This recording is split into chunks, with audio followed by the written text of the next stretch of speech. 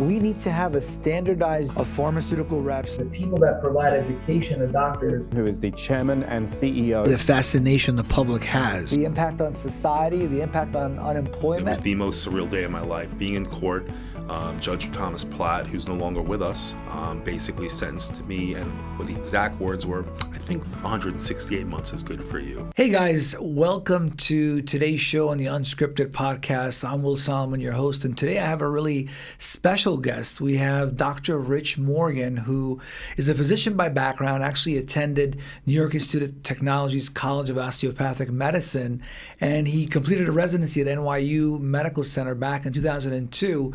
But his story is not like most physicians. It kind of took a twist in a different direction. He had a common dental procedure that a lot of us have, and he was exposed to the world of opiates. And this actually ended up changing his life forever in many ways, and kind of a series of bad turns and twists led him to make some bad decisions. And he actually ended up with a 14-year federal prison sentence.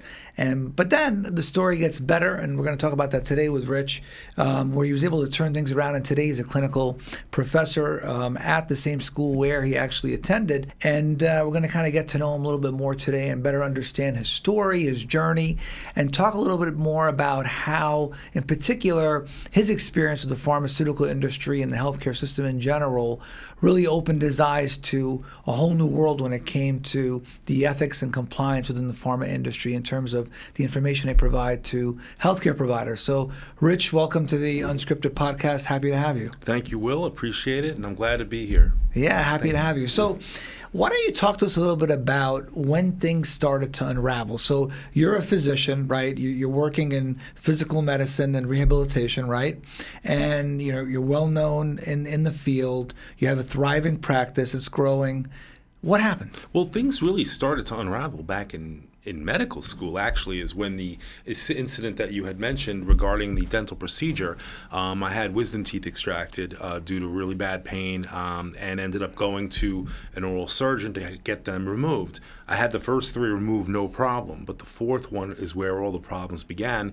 Developed a major abscess, a periodontal abscess with an infection, developed lockjaw, 103 fever, sick as a dog. I had to take off from my rotations, and then I had to get it drained, and it was an extremely painful procedure. Wow. Ended up at that time, the dentist prescribed something called Vicodin, which is the first time, and I was not a pill person. I never took pills in my life since I was like 3 years old for an ear infection.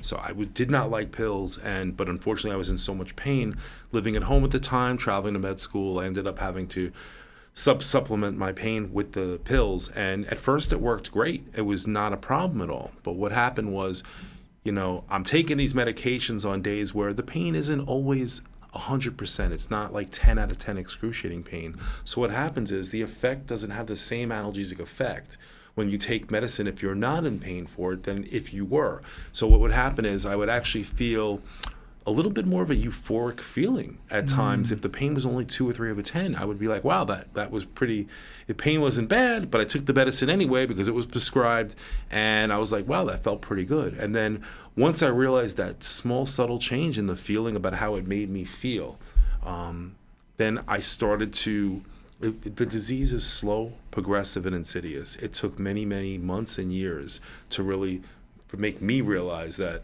there was something more than just me taking a pill and then the reasons I was taking it. But it all started there, and it started in med school. And then, so just so we understand, how old were you at the time?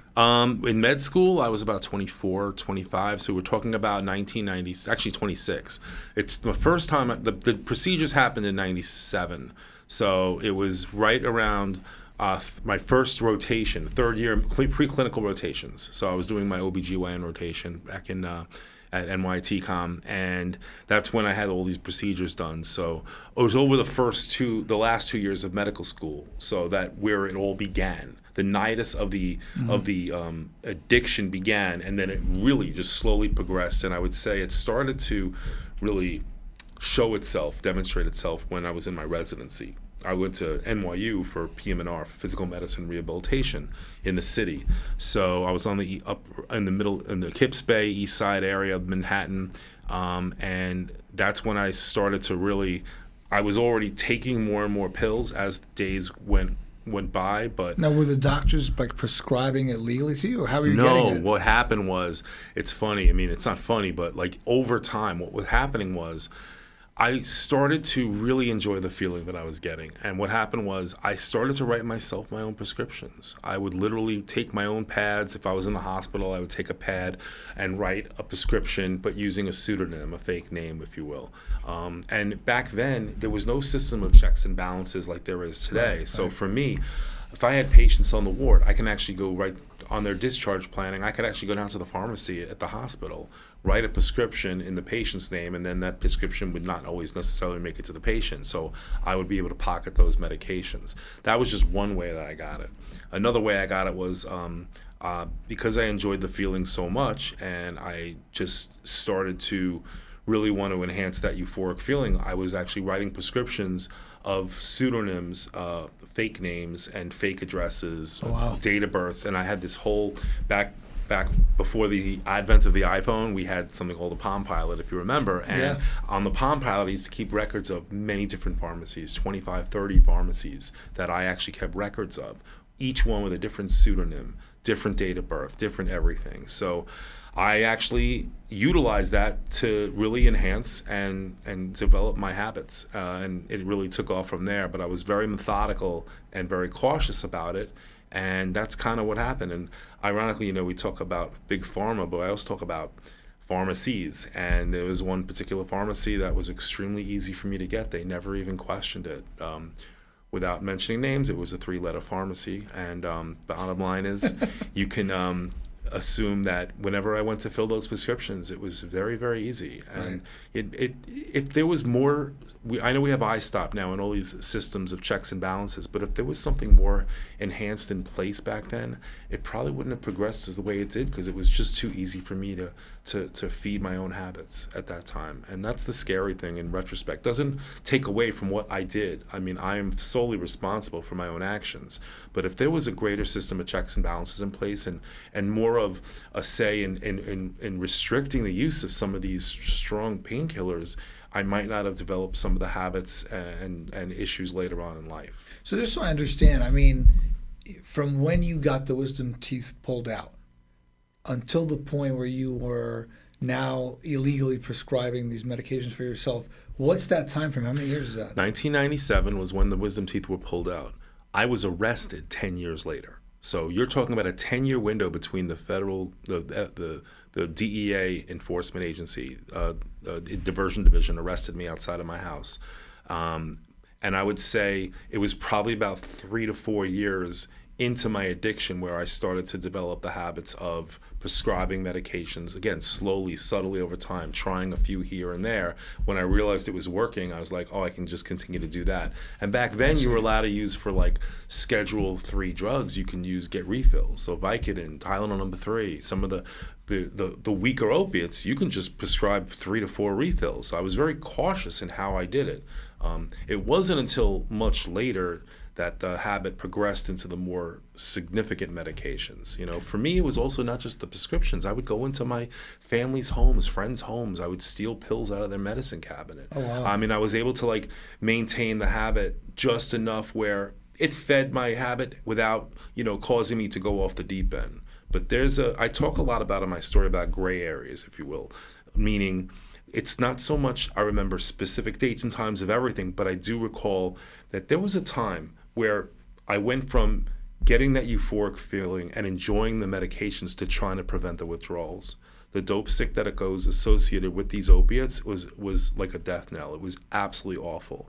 So there is that area where it's no longer the fun of enjoying the medication or just giving me that comfort in being out in public and giving me not just the euphoric feeling, Will. It was more like I had the confidence and I felt invincible. Like I can handle any difficult situation, whether it be going out to dinner with a group of friends where it was uncomfortable or a family outing I just started to rationalize, justify, and minimize my drug use. And by doing that, that's what led me down that path in deciding how I wanted to use these medications. Now, am I right in understanding your story that you also were distributing this to patients? Yeah, well, that didn't start till later. But what happened was, it wasn't distributing, I was selling the prescriptions. What happened was in PM&R, one of the practice I worked at, they sent me to I was an associate physician in Midtown Manhattan, and they would send me to clinics.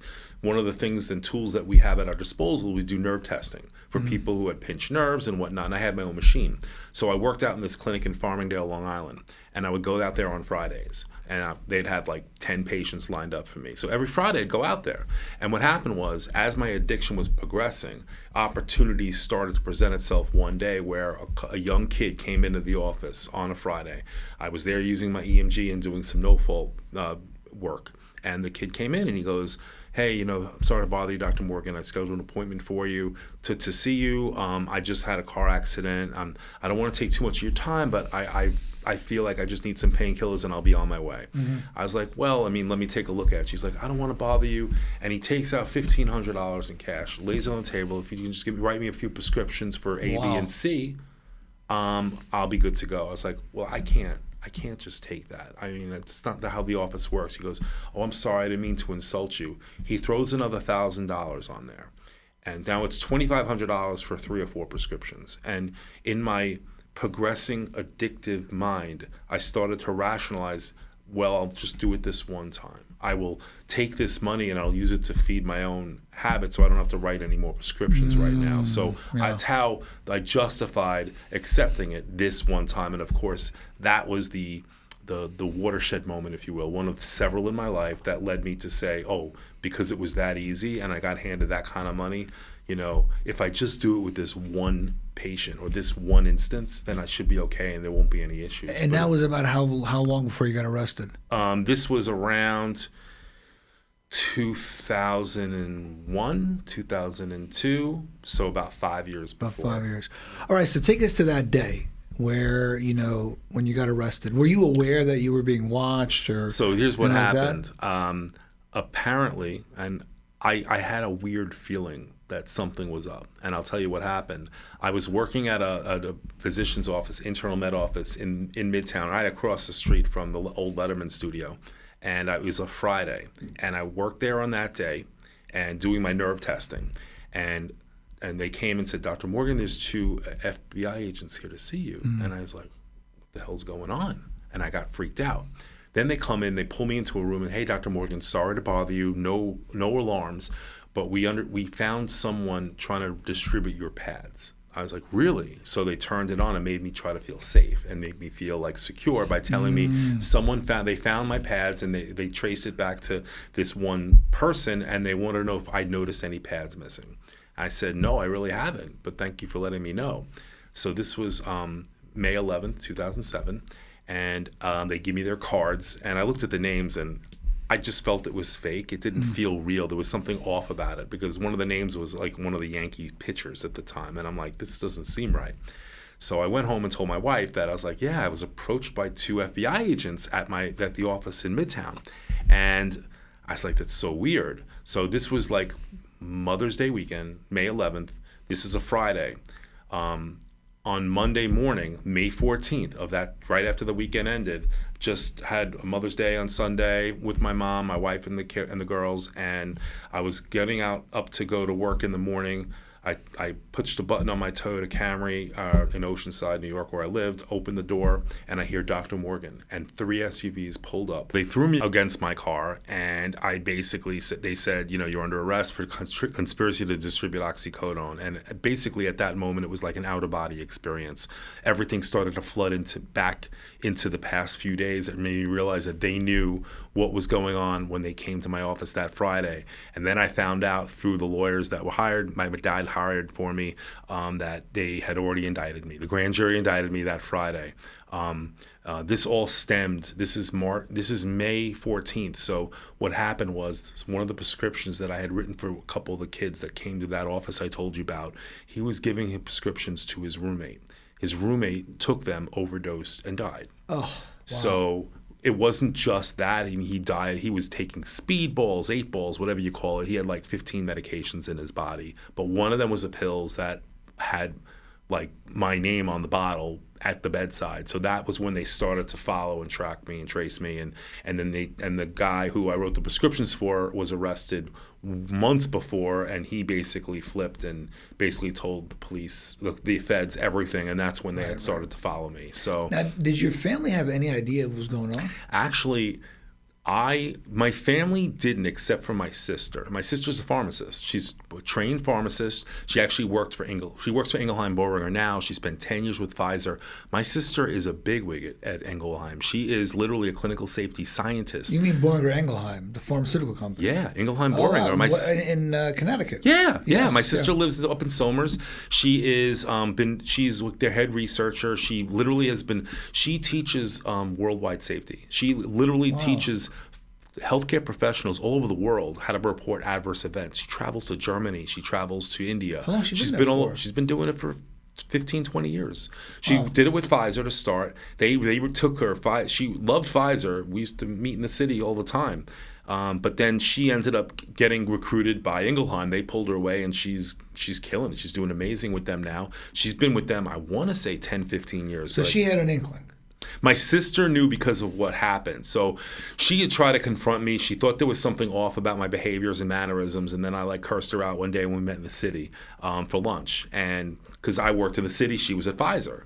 So I met her that day, and then she had a feeling or suspicion. Then the reason why she actually found out is because I was in a couple of fender benders, and with one of the fender benders, I actually ended up going to the hospital, and she went through my car, and they found pills scattered everywhere. So she knew the gig was up, and they didn't know how to approach me. So what happened was, like I said, when your addiction progresses, it's much harder to maintain anonymity with your family, and you're only as sick as your secrets will. I started to I think it was more like me wanting to give up my secrets and having them realize what was going on. So my sister knew something was up. And then what happened was one day, it was April of 2006. This is a year before all this other stuff happened.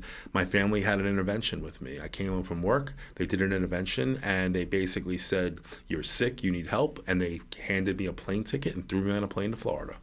Oh, wow. And I spent... So this is your wife, your parents, your sister? My wife, her father, my dad, and my dad's third wife. She's this Russian woman, and she was cursing me out in Russian. I didn't know what the hell she was saying. She's like, blah, blah, blah, blah, blah. She was just yelling at me in Russian. She's like, you get your ass to rehab. You have a wife and 2 kids. You're killing yourself. You're destroying your life. No couth whatsoever, just cursing me out. And I'm like, what I realized, because I used to watch the intervention show, people with opiates are very demure. We're like, okay, whatever you say, man. And I literally was just like, give me the plane ticket. I need help. Put me on a freaking plane. And I ended up getting on the plane. And that's a whole other story. So, but I'm assuming it didn't work, though, right? It did and it didn't. But here's what happened. So they put me in a rehab facility. And while I'm in the facility for the first 10 days, I'm like, I got this. I ended up calling we had razor phones back then. I call my patient on the phone. I said, I need you to mail me some pills. I'm going to call in a prescription. I want you to mail me some oxys. And I said, just put it in a shampoo bottle. The kid freaking gets the medication filled from the pharmacist. He mails the freaking prescription in a clear shampoo bottle, one of those clear travel shampoo bottles. So you can see the freaking pills floating in the bottle, Will. And I'm like, you idiot. So of course I get called into the office because all the mail's being screened. They call me in the office like, oh, you think you're smart, huh? I'm like, I don't know what you're talking about. And they basically say, yeah, no, we know about the pills. I'm like, I can't control what someone mails me. I mean, they can't monitor your phones, but they knew that I probably was involved in this. Right. But I played dumb. And they ended up they said, you can either get kicked out of here or we're going to call the cops on you. I'm like, I'll get kicked out then. They sent me another rehab place down the road. I'm in Florida, by the way. They send me to another place, and there's another young kid, little army brat, and he goes, hey, you're a doctor, I hear. I'm like, yeah. He goes, can you call us in some pills? I'm like, yeah. Can you go pick them up because we're kind of trapped in here? He goes, yeah. So I call up the 3-letter pharmacy. I call in a prescription for some Vicodin, which is a Vicodin cough syrup, and some Tylenol number 3. It's things that you can actually don't need a triplicate for. So he goes, climbs the wall of the rehab, picks up the medications, and we party like it's 1999. We basically did every pill. We drank the cough syrup. And then the next morning, I get called into the office for a urine screen. And I'm like, okay, this is no problem. I can handle this. I'm a doctor. So I basically, I had brought samples of a tramadol, which is a partially opiate acting agonist. So if it tests positive, I'll just tell them I had tramadol. So they call me into their office 2 hours after the test, and there's a huge administrative group of people from the rehab, all these old guys in suits. I'm like, what the hell's going on? He goes, do you know why you're here? And I said, oh, you're talking about probably the positive drug test or whatever. No, shut the hell up. You know what? You're in big trouble. We already know about the pharmacy. We know you called in the prescriptions, and we already know that you've been taking medications. So, and you're not only screwing yourself over, you're screwing over people in this rehab. So I'm going to give you two options right now, Mr. Morgan. That's what they called me. You're either we're going to call the cops now and you're going to get arrested, or we're going to make you call your dad in front of me, tell him what you did, and we're going to ship you across the state to another rehab. I'm like, I think I'll take option B. So I ended up getting called. I had to call my dad in front of all these people, tell them that, Dad, I screwed up. I still don't have recovery yet. They put me in a car, $600 cab ride from West Palm Beach to Tampa. Okay, it's across Florida. And I ended up getting thrown into a 90-day inpatient rehab facility. And I said, all right, I'm going to get it this time. So I do the 90 days, no more phone calls, no more prescriptions. I do the time there. I basically toe the line, in other words. And then at the very last week, the director of the facility pulls me in and he goes, Mr. Morgan, you did okay. You did everything you're supposed to do, but I've been watching you and I know your type. And I'm telling you right now, if you don't continue to maintain proper recovery and you don't exhibit relapse behavior, you're going to be arrested or dead within 12 months. And I was like, yeah, whatever. I don't know what you're talking about. Wow. Eight months later, I was arrested. So he saw it coming. He saw it coming, and I didn't realize it. But when you were in that last rehab center in Tampa, did you want to stop, or you didn't really want to? I did want to stop, Will. I didn't have the tools. I didn't know what to do. Like I said, the worst part about it at this point was certainly not the high. It was the withdrawals. And yeah, I got over the withdrawals, but the thing was I still exhibited relapse behavior. And so at this point, everyone knew about my addiction, but no one knew about my criminal activity. So I was trying to protect myself. So what happened was, while I was away for 4 months, the dealers that I was selling to, they were mad because their supplier was gone. So I find out from my wife that there were people like stalking her at the house. There were people were driving up. They found out where I lived, and it was really scary. She was very terrified. So the first week I come home from rehab, I go back into my office. And, I told everyone I had some medical problem like cancer or something. I made it up, but which is, I know it's not right to do, but I didn't want everyone to know I was in rehab. I was ashamed at the time. Sure. But the first week back, within 2 days, I guess the guy one of the first dealer that I told you about, who got the prescription, he comes storming into the office. It was raining that day, I'll never forget. And he was dripping in rain. He comes in, he's like, where the F have you been? I'm like, listen, none of your business, dude. I had medical problems. I might have mentioned what I said about cancer or something. He's like, well, I need prescriptions, I need meds. And I knew that this was the guy that was stalking my house. And I got really scared. And I remember before I talked about watershed moments. This was one of those moments where I should have called the cops. I should have said, I'm in trouble. This guy's harassing me. He's coming after my family. But at this point, I hadn't implicated myself in any criminal activity. So I felt like, even though it was the wrong decision, I decided at this point I was going to just write him the prescriptions. I wasn't using anymore. I was actually clean, but I would write him the prescriptions to hopefully just fray his unease and leave me alone and leave my family alone. And that was the start, and that was the first, and I did it for like 1 or 2 other people, and then again, it was like, that was the prescriptions that led to his roommate overdosing. Wow. And that's what led to the arrest a few months later. So before we talk about your time in prison, this was all also during a time where pharmaceutical companies were out there talking a lot, like companies like Purdue, J&J, they're talking a lot about oxycodone and these types of drugs.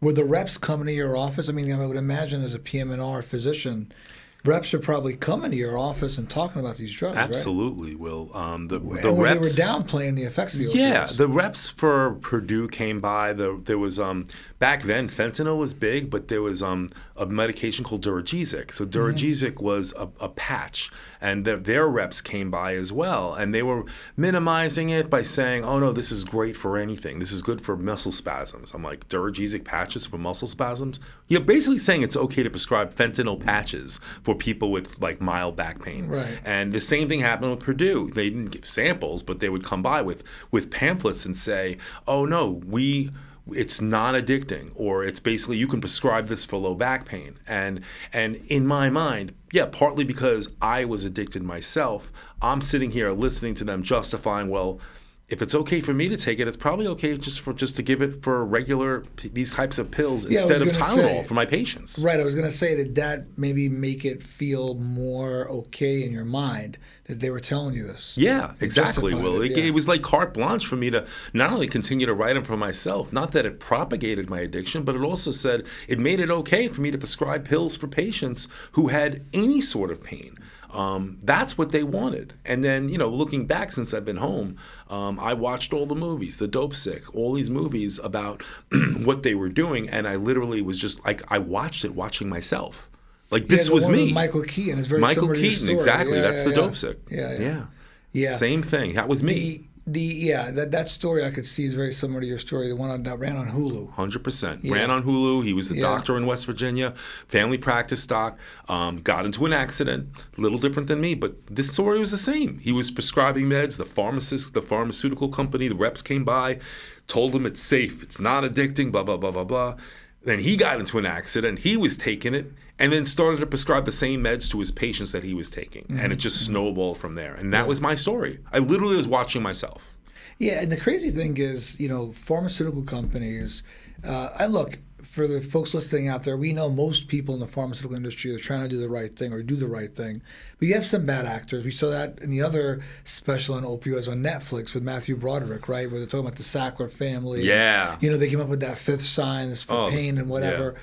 But a lot of these pharma companies, they influence the information that goes out to physicians in a lot of peer-reviewed journals like New England Journal of Medicine or JAMA, right? And they're buying space in these articles, in these journals.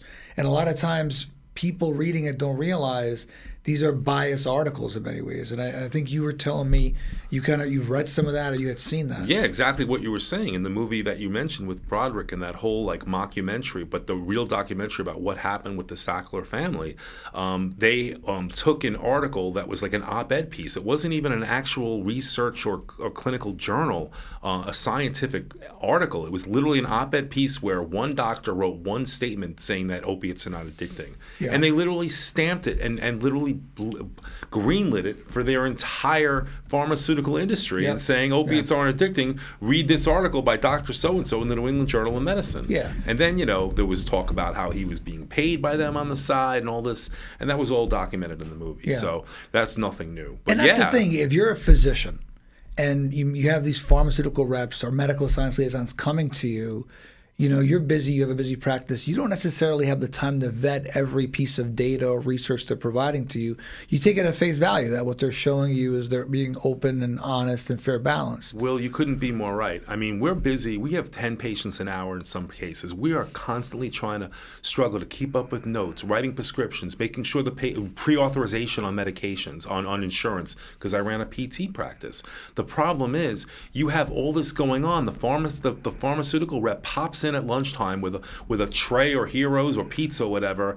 Here's for your office. I need 5 minutes of your time. And of course you give it to them and they sit there and talk and you're eating and you're doing your thing. And that's how they get in. Once they get in your door, they throw you a few things, a few pamphlets, this and that.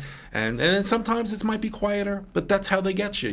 You're constantly busy with other things going on, trying to make your practice work and make it viable. And then they come in with a few facts, a few things in here and there. And I'm saying, I know I'm not perfect. I know I had my own issues going on, but they certainly propagated the entire industry from the addiction standpoint by saying that these medications weren't addictive. And it was probably, I mean, so this all happened to you in about 2007. If you look at it, it wasn't probably until after about 12 years later where the pharmaceutical industry had its own watershed moment. And that's when the opioid crisis kind of broke out in the media and the public. So let's go back now to, so you end up getting arrested, and you end up, like we talked about at the outset, you got sentenced to 14 years in prison, right? Yes, I got 168 months, which is 14 years. That's how we get, the federal government sentences you in months. So it's something I'll never forget that day. So what was that experience like? It was insane. I mean, it was the most surreal day of my life. Being in court, Judge Thomas Platt, who's no longer with us, basically sentenced me, and what the exact words were, I think 168 months is good for you. And I literally looked at him. I almost passed out. My sister was sitting behind me and had to catch me. And I just said, my life is over. I'm done. I mean, 14 years to I forget, this is 2009, I was sentenced in May. So I was 38 years old. Wow. And I just said, my life is done. I mean, I'm gonna lose everything, my family, my freedom. And I just, I didn't know what to think. I just shut down. I shut down. I was taken back to Nassau County Jail, and then ultimately I was sent up to the FCI, Federal Correctional Institute of Elton in Ohio, for 2 years. The good thing is, after 2 years, I had what's called a you have to go whenever you have a sentence of more than 10 years, they have to send you to a higher security prison. But once I became under 10 years, they were able to send me to a lower security. So I got shipped to Morgantown, West Virginia, where I spent the remainder of my sentence there. And how was that experience? It was much better. Like, I'll be honest with you, though. Once I got into the federal system, I hit the ground running. I mean, I literally said, I'm not going to just sit here and take it and do nothing. I actually started to get involved in prison. I ran the recreation department. I worked as a clerk. I developed programs using my medical background. I said, I don't want my time to go for naught. So I developed a men's health program. I developed a nutrition program. I developed a Get Fit program where I got my correctional officers in rec to purchase pedometers. And we got actual pedometers for inmates. And as long as they followed the pattern and coming to my classes, they all got one, and I got the inmates in shape. I'll tell you, I started 3 full classes, really 4, because I had 2 Get Fit programs, and I ran it in rec. I did this all by myself, and I literally I hit the ground running, and it was an amazing experience, believe it or not. So I really felt like productive. I felt like I was getting something accomplished, and by starting these programs, they treated me better. I'm still an inmate, I'm still this and that, but I had a few little perks here and there as far as an inmate can have. Inmates only make $12 a day or something, 12 cents a day, I should say, 12 cents a day. Wow. You make like $5 a month, but with my job, I was able to make a little bit more than that, $40, $50 a month. And that's like gold in prison. So, and then I was able to save up money and kind of like stay to myself, do my thing. But I developed the most important word, will, is respect. And people looked up to me because I was sentenced to a lot of time. So I was the OG. And people were coming and going. When you're at a low, most people average 3 years in prison or less. I'm there with 6.5, 7, 8 years left on my sentence. So how much of your sentence did you end up serving? I ended up serving 105 months of the 168. So what happened was, because my lawyer was really good, I basically admitted to being an addict. As long as you admit to being an addict before your PSI, for your pre-sentencing interview, it goes in your record you're an addict. Most people think that's a bad thing. It's actually a good thing. Because the federal government they have an RDAP program, a residential drug and alcohol treatment program. And if you complete a 9-month program in the federal system, you get 12 months off your sentence. So what happened was, a lot of people didn't have that knowledge. So they were coming into prison, and then because they screwed up, or the lawyers screwed up and didn't tell them to say you're an addict or an alcoholic, they couldn't get in the program. Because your PSI is like your Bible. It's basically everything about you. It's the legal document that tells who you are. And if you lie in your PSI and say you're not an addict, you can't retroactively come back while you're in prison. Now, there are ways to do it. There are ex-wardens and people in the system that for a $10,000 fee, they'll make it happen. So, listen, they're just as corrupt as the people trying to get in the system and trying to get a year off of jail. So you can see how the whole system is corrupt. But yeah, I got it. I did the program. And then the best part, Will, was that President Obama, while I was away, because I was in prison his entire administration, he passed an all drugs minus 2 law in about 2012. And that allowed me to get literally 4 years knocked off my sentence. Wow. So the all drugs minus 2 was for nonviolent drug offenders. So I got 48 months knocked off, total of 49 months, plus the RDAP program that I told you about. And I also got my good time. So out of a 168-month sentence, I ended up doing 105. And on April 11, 2017, my dad picked me up in the front gate at 6 a.m. and drove me to the halfway house in Brooklyn. Wow. So I got to ask, you go into prison. What ended up happening with your wife and your kids, and how did that all go? The marriage is no longer, salvageable. But at the time, I didn't know. I thought I still had a chance to get back with her. Did she divorce you while you were in prison? No, she never visited me. I never saw my kids my entire time away. She just elected to not bring them to see me. There was some miscommunication between. My dad was amazing. My dad was my rock. He visited me every year. Drove to Morgantown with his best friend. But he also, in his mind, he thought we were going to get back together, as did I. But my first week back, she made it clear that we were never going to get back together.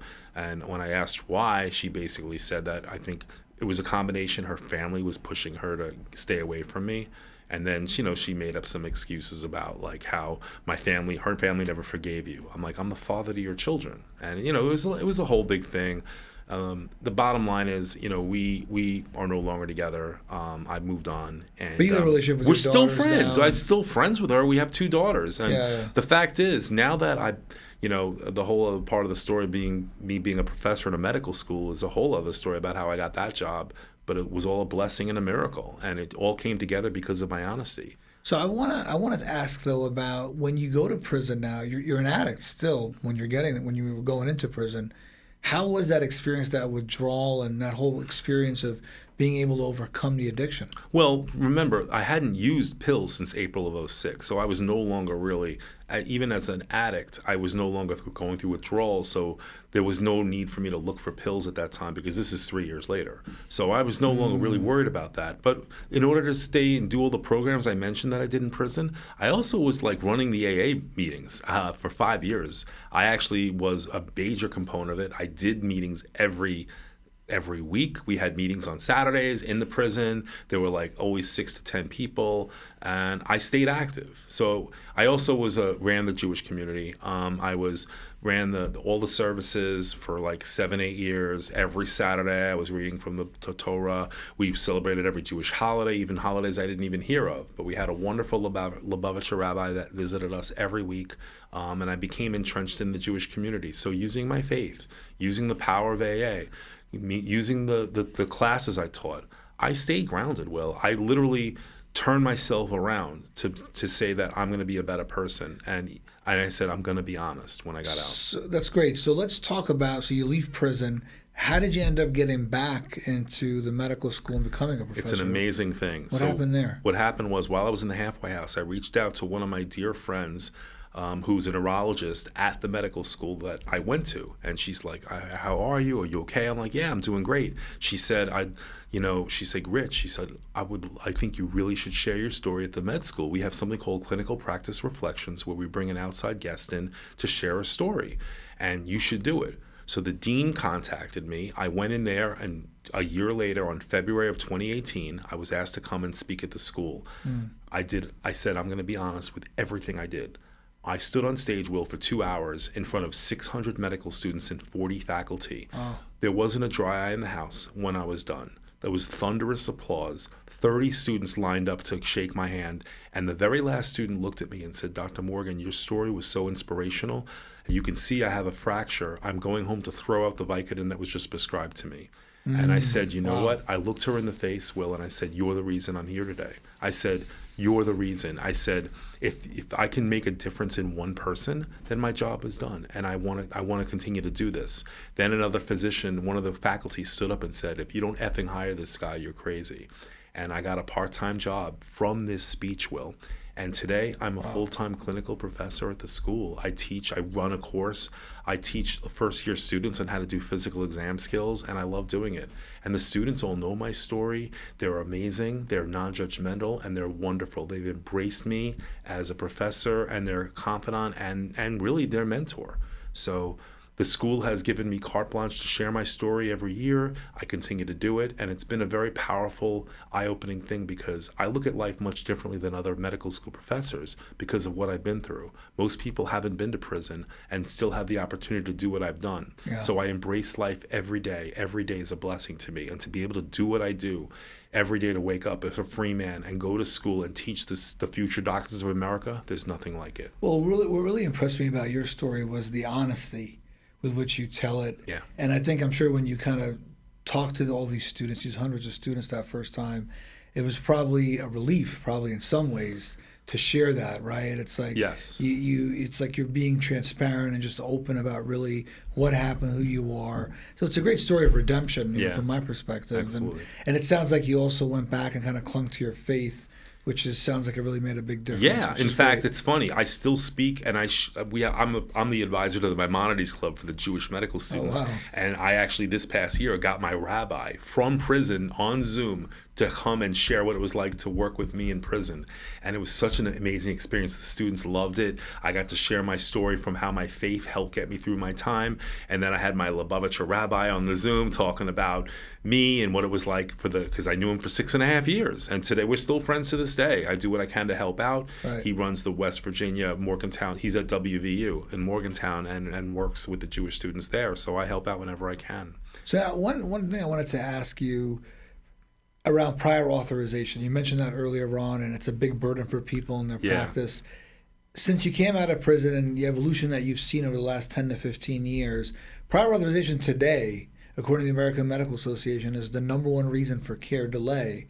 It's a big issue. I know you've written about it. What's your take on the impact you're seeing just for patients' life in terms of their access to important medications and procedures and things like that? It's funny because the prior authorization in rehab medicine was hard enough when I was trying to get approval for physical therapy for a patient who I know if they had a stroke and they need 3 times a week for 8 weeks, and insurances are saying, well, you only allowed 1 day a week for 3 weeks. I'm like, are you serious? Like, that was bad enough back then. But now you have different kind of authorizations where patients are dying every day, Will, of diabetes, high blood pressure, obesity. It's destroying this nation. And obviously the semi-glutenides are the biggest help to a lot of these patients. And seeing with my own eyes, and even personally trying to prescribe these drugs, or not prescribing them, but trying to take them either for myself or my colleagues. I know everyone trying to take it, even doctors trying to get it, can't get prior authorization. And these are life-saving medications. And the fact is, to have to see the loops and holes that people have to go through to try to get medications that can save your life is insane. And even if you get prior authorization, you're looking at like $500 a shot for a month, for every week for a month. And the costs are insane. The delays are everything.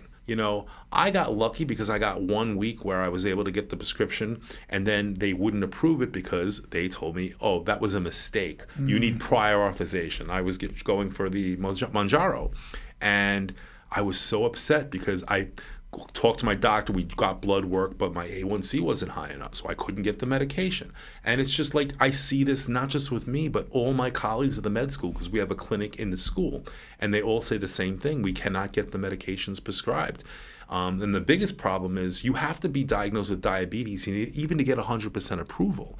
If you're a weight loss management issue, then even if they approve it, you're still only going to get you're going to still have to pay $500. Right, It's not like just paying a copay for a medication. Well, it's ridiculous. So the burden has gotten so much worse. The burden is on them, and that's where I had the biggest exposure and experience with prior authorization since I've been home, because it's been all over the news. It's something that affects all the patients that are seen in our clinics at the med school, in the free clinics that we run, and the faculty too. I mean, people, just because you're a doctor doesn't mean you eat right and you're overweight. And I've gone to pharmaceutical dinners and stuff, buy some of these medications that run the Mounjaros, the Ozempics, the Zepbounds, and they say the same thing, well, you can get approval for this, but, it has to be an A1C, and otherwise you won't get prior authorization unless your A1C is greater than 6.4. Everything's about a number. In osteopathic medicine, we're trained to treat the patient, not a number.